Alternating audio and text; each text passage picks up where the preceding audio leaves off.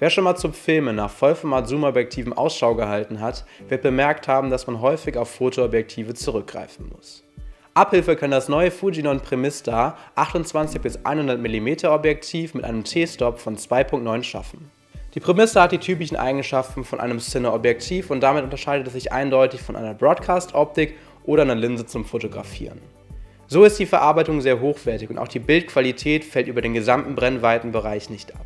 Außerdem lassen sich Follow-Focus-Systeme zum Beispiel von Teradek oder C-Force Motion problemlos durch die gängige 08er Zahnung anbringen. Durch die 13 Blendenlamellen ist das Bokeh besonders rund und der einzigartige Look, die einzigartige Charakteristik zeigt sich vor allem in den Hauttönen und in den natürlichen Farben.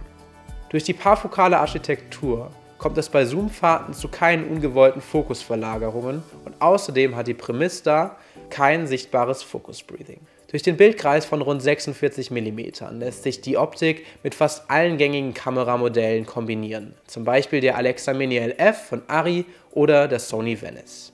Außerdem lässt sich der PL-Mount problemlos auf EF oder E-Mount adaptieren, beispielsweise mit einem Adapter von Metabones oder Wooden Camera. Durch den hohen Brennweitenbereich der Premista erhält man die Qualität mehrerer Festbrennweiten in einem Objektiv. Das ist vor allem bei Drehs, wo ein häufiges Wechseln der Objektive nicht so leicht möglich ist, von Vorteil. Ein Nachteil hingegen ist das Gewicht. Die 3,8 Kilo können gerade bei Handheld-Aufnahmen oder bei Aufnahmen mit einem Gimbal zum Problem werden.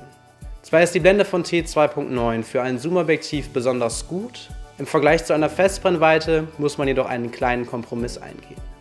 Wenn du noch mehr Infos und Details zur Premista suchst, schau gerne im Online-Shop vorbei oder ruf die Kollegen aus dem Sales-Team an, um dich persönlich beraten zu lassen.